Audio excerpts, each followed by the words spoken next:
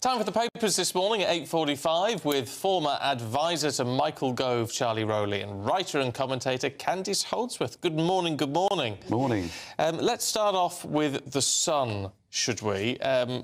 With this story about a man who was actually shot by police, but turned out to be he was apparently stalking someone who he'd already been to court over. Yes, so that was... you're absolutely right. We were talking about this particular individual who was wanted by the police, who was had a criminal conviction and for stalking in the last hour. And it goes on to an occurring thing that we've had this morning, which is about crime and sentencing and punishment.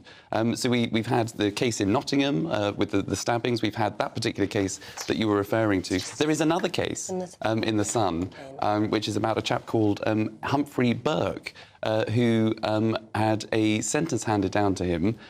He was suspected... it was expected, I should say, that he would have had a murder sentence. He should spend life behind bars. That conviction was reduced to 2 years on diminished grounds through pleading mental health, which is exactly the same as the case that we've heard in Nottingham about the killer, Mr. Callaghan. So we've got three... Sorry, I've got myself totally mixed up, Charlie, because it was Bryce Hodgson. I thought I got you out of that quite well. I thought you were doing very well. Thank you very much. I was looking at Bryce Hodgson, not Humphrey Burke. Bryce Hodgson, we spoke about the last hour. So you were correct, and that did happen. I was only slightly correct on that one. It was a seamless sort of...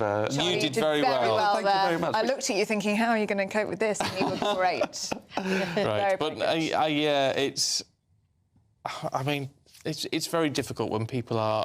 you don't know what assessments are being made of him. And it seems to allow him out, but... You're absolutely right. And it's all about the victims here as well. So in the Nottingham case, you know, the victims thought that there was going to be a murder sentencing down to the killer, Callaghan. That didn't happen. It was he was let off on reduced, diminished responsibility, so sentencing reduced. The same in this case with Humphrey Burke. The same goes for the chap, as you say, who was stalking, who had a restraining order, but that did absolutely nothing.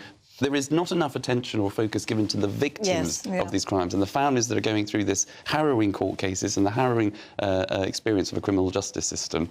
We need to be making sure that those people, those victims and their families are at the heart of everything that the criminal justice system does, not the perpetrators. Well, sadly, it does all tie in, doesn't it, Charlie? I mean, there are questions to be asked, aren't there, of the systems that are meant to be there to protect us? Yes, and I mean, with crimes this savage, I mean, the trauma that they cause, I mean, the victims' families will live with that for the rest of their lives. And I think part of justice is also, you know, making people feel better as well, making them feel whole again after their lives have been shattered into a million pieces. And, you know, this woman, this Lorraine Barwell, I mean, she died in the most horrible circumstances.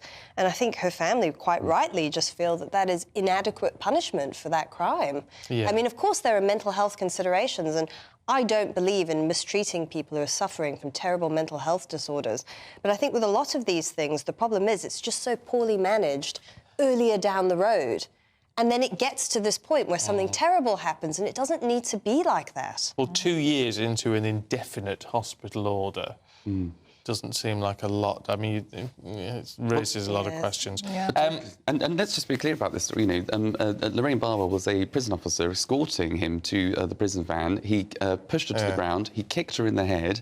He murdered this woman, this prison officer, for only doing her job. And as you were just saying there, Stephen, you know, a 2-year sentence to then, as it reduced on mental health grounds, is now able to go shopping and roam free, it seems. It just doesn't feel as though justice... It doesn't feel right, no. Candice, let's have a look at the Times, shall we? And this is General Sir Patrick Sanders, who's been very vocal in the past few weeks. But this is the latest thing he's come out with, which is you shouldn't be taking a gap year. Or if you are going to take a gap year, you should be taking part in a military boot camp instead. Yes. This is a story in the Times, and like you say, you've laid it all very well. What he's trying to do is, he says, to build up a citizen army. So he's saying, instead of taking your gap year, come and do military service, we'll pay you to do it. And then he's also made the other suggestion that once you've done that, you should commit later on to being part of the reserves. So then you come and do a bit of extra training every so often, and then you can be called up again in the event of a war. I mean, obviously his first comments about, you know, people being conscripted, I mean, went down so badly. People just were not interested. So I don't know how much public support there is behind this idea of a citizen army. He's even saying he doesn't even know if it would be adequate to fight a war. But, you know, when we think about the wars of the future, what are they going to involve? I mean, they're going to involve a lot of technology, I'm sure. I mean, there will be people fighting, obviously, but I'm sure they're going to involve drones, they're going to involve robots, AI. I mean, it's quite terrifying, actually, to think of a drone swarm. But that's what it will look like.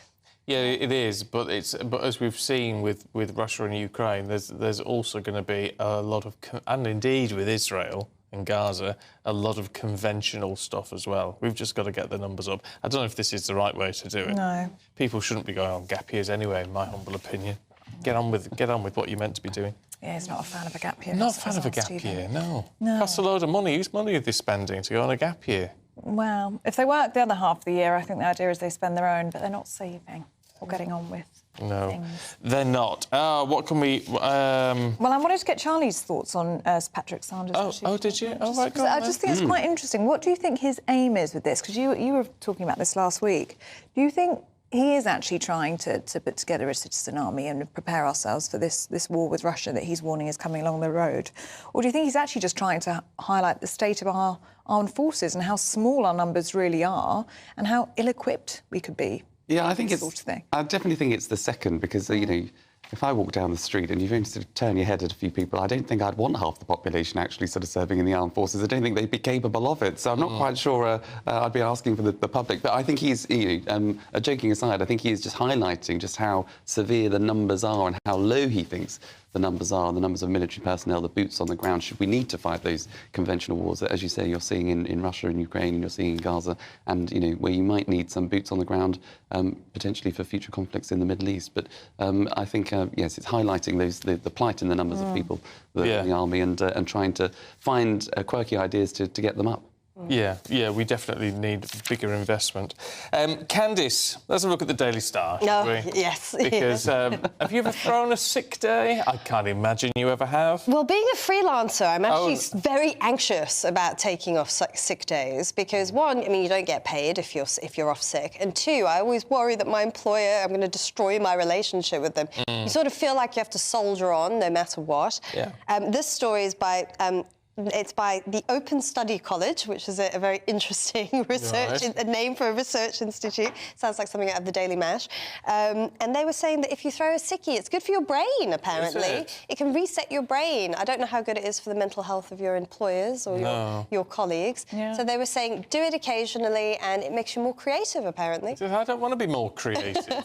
I can't. You wouldn't want to throw a sickie. Imagine having Michael Gove on the phone saying, "Where are you, Charlie?" He'd be livid. Well, now nothing would stop me coming into this studio. I have to say, whatever the weather, however bad you feel, I would always want to come in. But it reminds me slightly of, I think it was Gary Neville who said that he takes mini holidays every now and again, which is basically, mini retirements, he said, which is effectively just a holiday like everybody else. I think if you're pulling a sick day because you need to refresh your brain, I think that's called the weekend for most people. So, yes. Or a holiday. We all get book a holiday. Book a day off. Annual leave. Yeah. That's what it's there for, right? Let's go. Where should we go now? Let's right now. I don't think we can take 35 minutes annual leave. Maybe we can. I don't know.